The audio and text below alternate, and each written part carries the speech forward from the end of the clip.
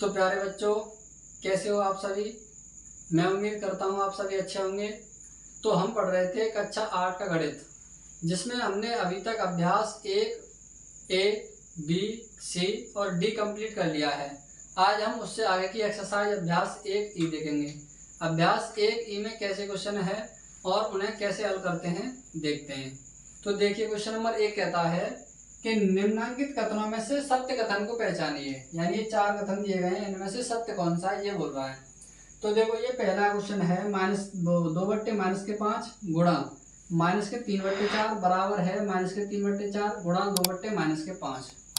तो देखो, इस क्वेश्चन को कैसे हल करेंगे। यहाँ पर पूछा है इसने सत्य और असत्य, तो आप इसे तभी बता पाएंगे जब इसके बारे में आपको थोड़ी सी जानकारी होगी। तो इससे पहले की क्लास में आपने देखा होगा, प्रवणों के बारे में समझा होगा। थोड़ा बहुत समझा है तो अच्छी बात है, नहीं समझा है तो फिर भी समझ लो। तो मैंने आपको 3 प्रवण बताए थे। कितने प्रवण? 3। कौन कौन से? एक बताया था संवरक प्रवण, जिसे इंग्लिश में क्लोजर प्रॉपर्टी बोलते हैं। दूसरा बताया था क्रम विनिमय प्रवण, जिसे हम इंग्लिश में कम्यूटेटिव प्रॉपर्टी बोलते हैं। तीसरा बताया था साहचर्य प्रवण। साहचर्य प्रवण मतलब एसोसिएटिव लॉ या एसोसिएटिव प्रॉपर्टी। तो एक बताया था संवरक प्रवण। संवरक प्रवण ये कहता है कि जब भी हम कभी दो परिमेय संख्याओं को आपस में जोड़ें तो उनका रिजल्ट यानी उनका आंसर जो आएगा वो भी एक परिमेय संख्या ही होगी।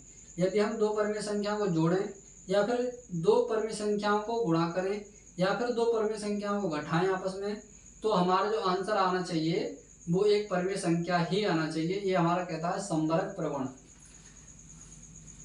दूसरा बताया था क्रम विनिमय प्रवण। क्रम विनिमय प्रवण क्या कहता है कि जब भी हम दो परिमेय संख्याओं को गुणा करें या फिर उनके क्रम बदलकर गुणा करें तो दोनों ही स्थितियों में जो आंसर हमारा आएगा वो समान आएगा। ये कहता है हमारा क्रम विनिमय प्रवण। तीसरा था सहचार्य प्रवण। सहचार्यता प्रवण जो है वो 3 संख्याओं में लगता है। संवरक प्रवण और क्रम विनिमय प्रवण लगते हैं 2-2 संख्याओं में। सहचार्य प्रवण और वितरण प्रवण लगते हैं 3-3 संख्याओं में। तो सहचर प्रवण जब आएगा तभी अभी बता देते हैं। सहचर प्रवण मतलब ये है कि 3 संख्याएं ली हमने, कोई मान के चलो 2, 3, 5 ले ली, तो वो ये कहता है कि इन 2, 3, 5 में यदि हम पहली 2 संख्याओं के योगफल में तीसरी परिमेय संख्या जोड़ें, शुरू की 2 परिमेय संख्याओं के योगफल में तीसरी परिमेय संख्या जोड़ें या फिर अंतिम 2 परिमेय संख्याओं के योगफल में पहली परिमेय संख्या जोड़ें, तो दोनों ही स्थितियों में आंसर हमेशा समान रहेगा। ये कहता है सहचार्य प्रवण। जोड़ें, घटाएं, गुणा करें या कुछ भी करें वो समान रहेगा।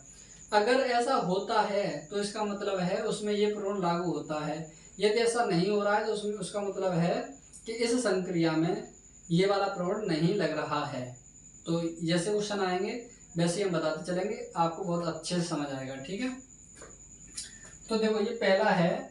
तो पहले में आप यहाँ पर एक प्रवण लग रहा है, वो आपको शायद नजर आ रहा हो। वो प्रवण ये है, यदि हम 2 का 5 में गुणा करें या फिर इनके क्रम को बदलकर गुणा करें 5 गुणा 2, तो दोनों ही स्थितियों में हमारा आंसर क्या रहेगा? समान। तो जैसे 5 दूनी 10 होगा, इधर भी 10 होगा, दोनों ही स्थितियों में आंसर समान है। तो ये वाला प्रवण कौन सा था? a गुणा b करें चाहे b गुणा a करें, दोनों ही स्थितियों में आंसर बराबर आएगा। इस वाले प्रवण का नाम बताइए। तो इस वाले प्रवण का नाम है क्रम विनिमय प्रवण। क्या है? क्रम विनिमय प्रवण, यानी क्रम चेंज कर दिए हैं।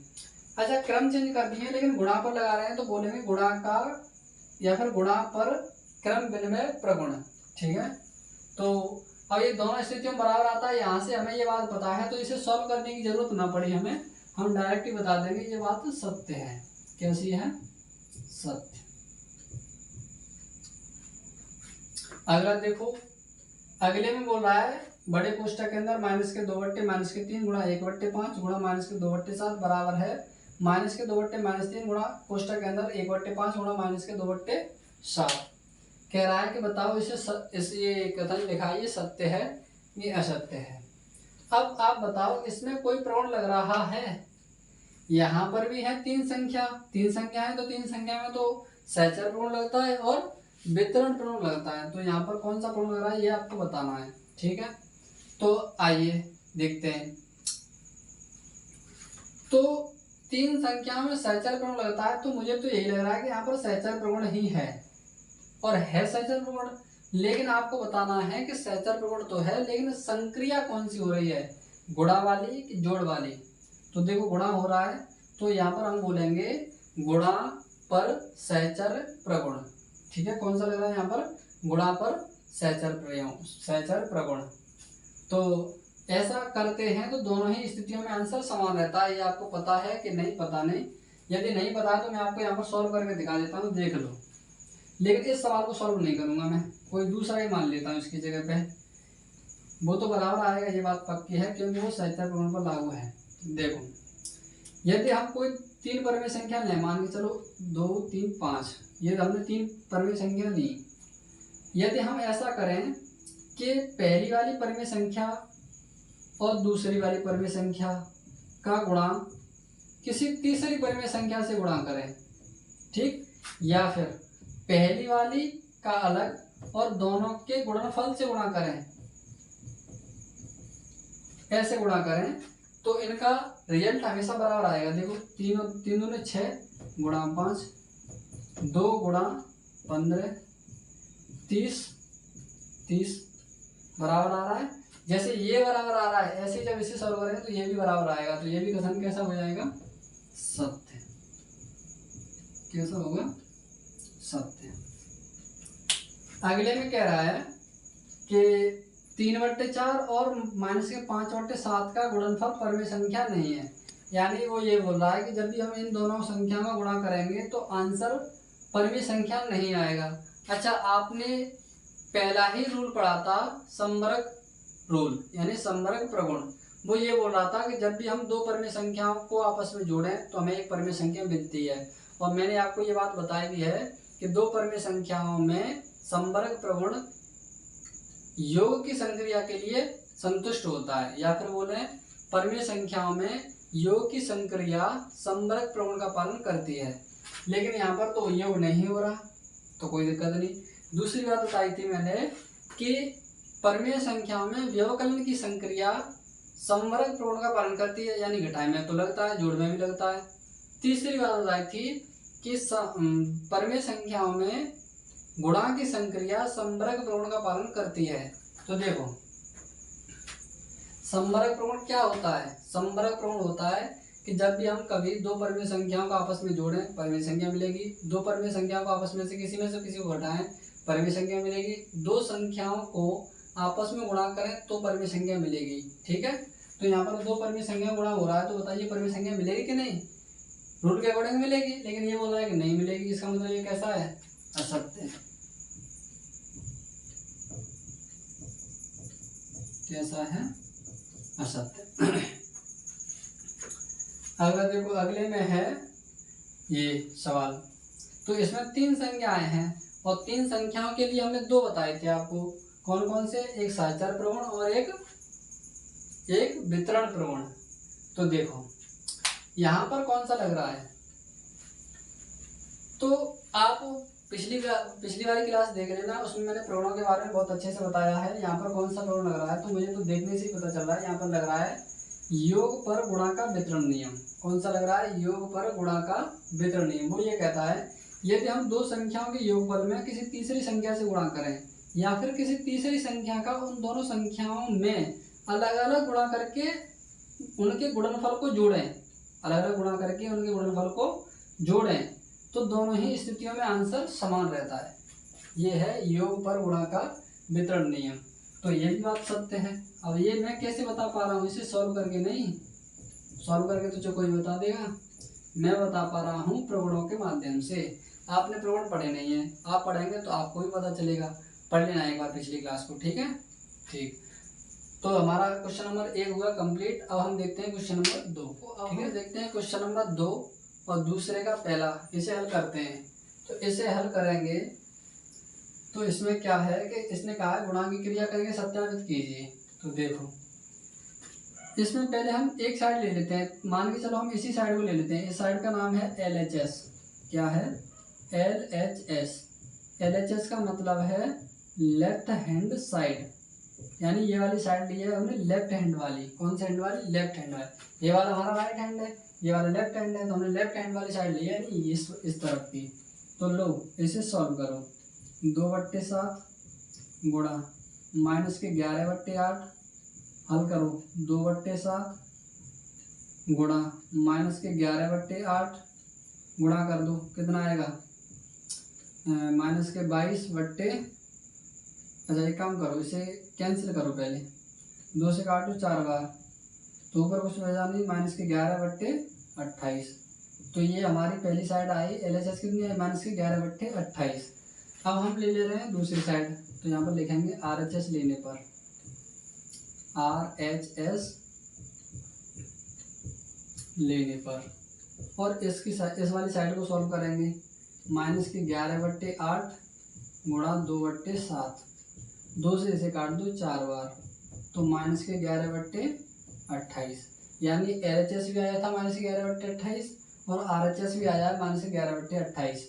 तो यही हो गया हमारा सत्यापित, यानी LHS बराबर है RHS के। और जब भी दोनों साइड बराबर आ गई तो आप समझ लीजिए आपका सवाल सत्यापित हो गया। मतलब सत्यापित ये हो गया, ये बराबर हैं या नहीं? तो हाँ ये बराबर हैं, तो यही आपका सत्यापित। ठीक है, अब हम देखते हैं क्वेश्चन नंबर दूसरे का दूसरे में भी यही बोला है कि सत्यापित कीजिए। तो कैसे करेंगे? सेम इसी तरह लिखेंगे हल।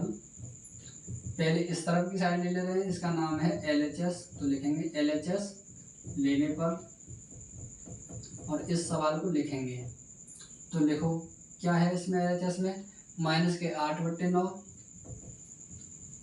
गुणा 15/17, और इसे हल करेंगे। ठीक है, तो देखो 3 से 1 काटो 3 बार, 3 से 1 काटो 5 बार, गुणा कर दो -40/51।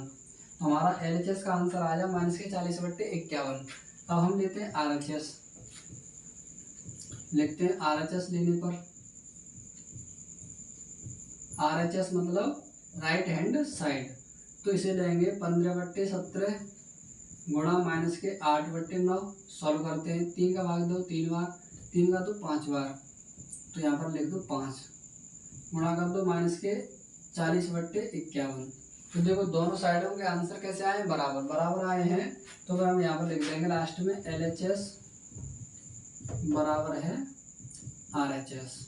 और जब भी LHS बराबर आ जाए RHS के, तो आप समझेंगे हमारा सवाल हो गया सत्यापित। ठीक है, अब हम देखते हैं क्वेश्चन नंबर दूसरे का तीसरा। तो देखो क्वेश्चन नंबर दूसरे का तीसरा कैसे हल करेंगे? दूसरे का तीसरा सेम वही, इसे भी सत्यापित करना है। सत्यापित करना मतलब इसकी LHS और RHS लेके ये देखना है कि बराबर है कि नहीं। तो यहाँ पर हम लिख ले रहे हैं पहले LHS लेने पर, LHS लेने पर।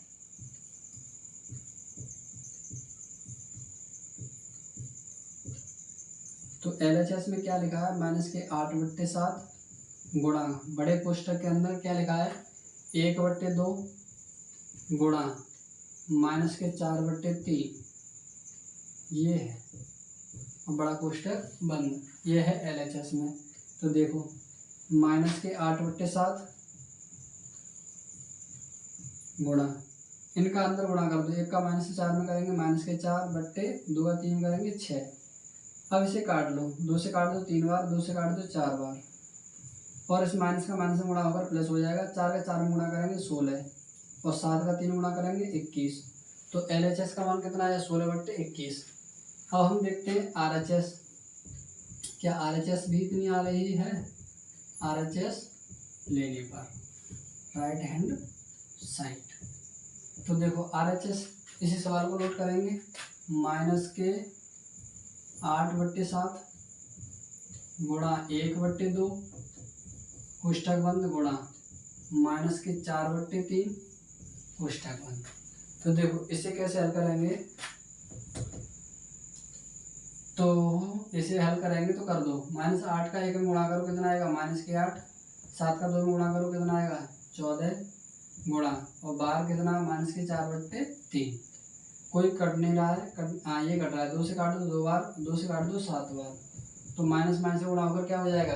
प्लस, और 8 का 2 में गुणा करेंगे 16, 7 का 3 गुणा करेंगे 21। देखो दोनों साइड बराबर हैं, बराबर है तो लिख दो LHS बराबर है RHS के, LHS बराबर है RHS के।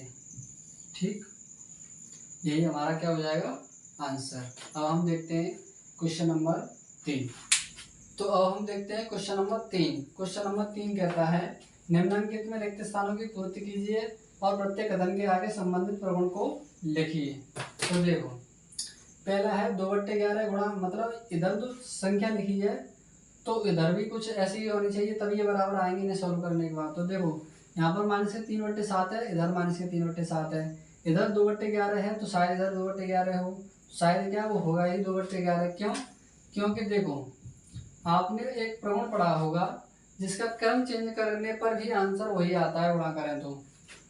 ये लिखे हैं 2/11 और इतना, इन्हें सॉल्व करें या फिर इन्हें इसको पहले करके और इसको बाद में करके सॉल्व करें जो यहाँ पर कर दिया है, तो दोनों के आंसर बराबर ही आते हैं। और उसका नाम क्या है? गुणा का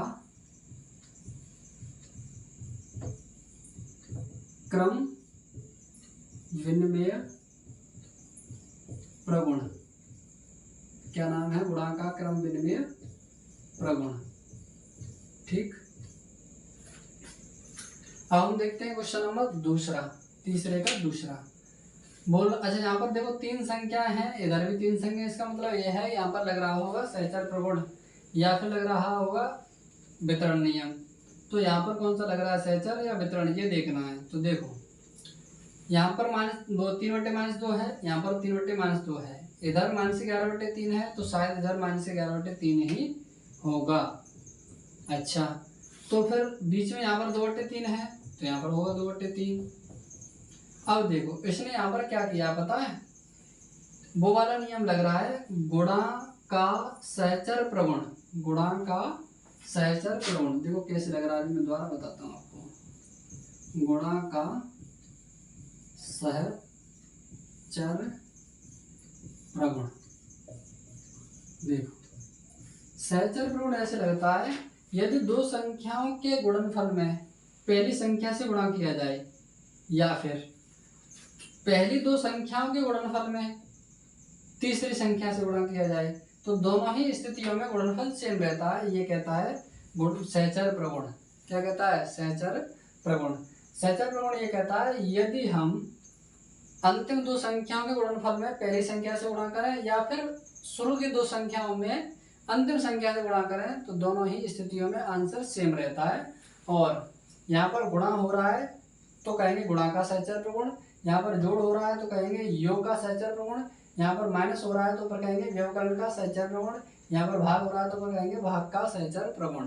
ठीक है, तो ये होगा हमारा क्वेश्चन नंबर तीसरे का दूसरा कंप्लीट।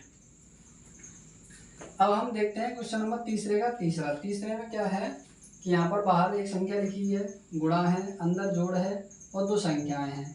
फिर इसने क्या किया कि इस वाली संख्या का अंदर शायद गुणा कर दिया है, -5/7 यहाँ है तो ये है, तो यहाँ पर 2/5 है तो शायद यहाँ पर 2/5 ही रहा होगा।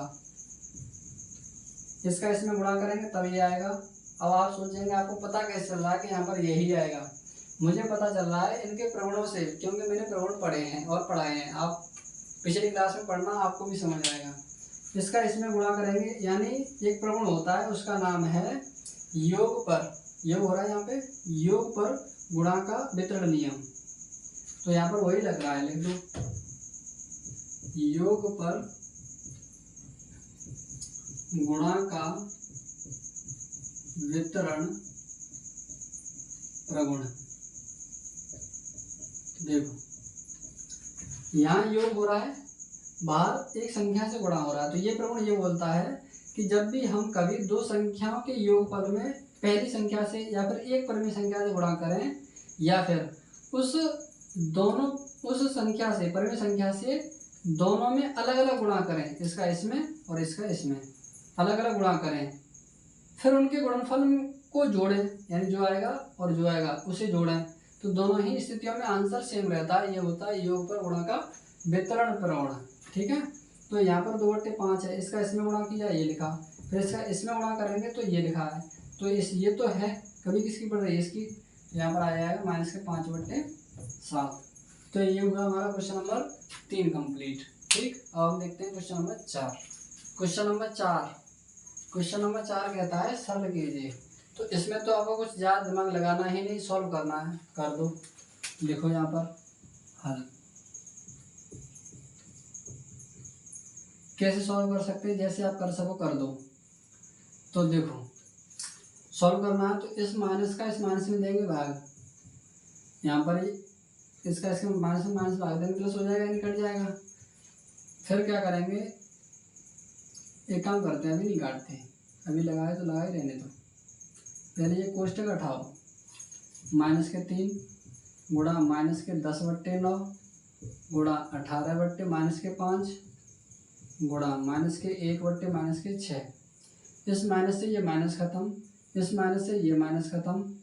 3 का भाग 2 9 में 3 बार, 3 का भाग 2 18 में 6 बार, और 6 का भाग 2 6 में 1 बार। 1 से ये 1 खत्म, 5 से ये 10 खत्म। तो आंसर कितना आ गया, 2। लेकिन किसके, इस माइनस के। तो आंसर हो जाएगा -2, यही हो जाएगा आंसर। ठीक, अब हम देखते हैं क्वेश्चन नंबर 4 का दूसरा। यहाँ पर लिखेंगे हल, लिखेंगे और करेंगे। -1/-9 गुणा 3/20 गुणा -4 गुणा 6/-5। यहाँ कोष्टक में। अब देखो कैसे हल करेंगे। इस माइनस से ये माइनस खत्म, इस माइनस से ये माइनस खत्म। ठीक, 4 का भाग 2 20 में 5 बार, 3 का भाग 2 9 में 3 बार, और 3 का भाग 2 6 में 2 बार। तो ऊपर आया 2 और नीचे आया 5 गुणा 5 यानी 25। तो आंसर हो जाएगा 2/25। ठीक, तो आज हमने अभ्यास 1A 1E कंप्लीट कर ली है। अब इससे आगे की एक्सरसाइज अगली क्लास में। ठीक।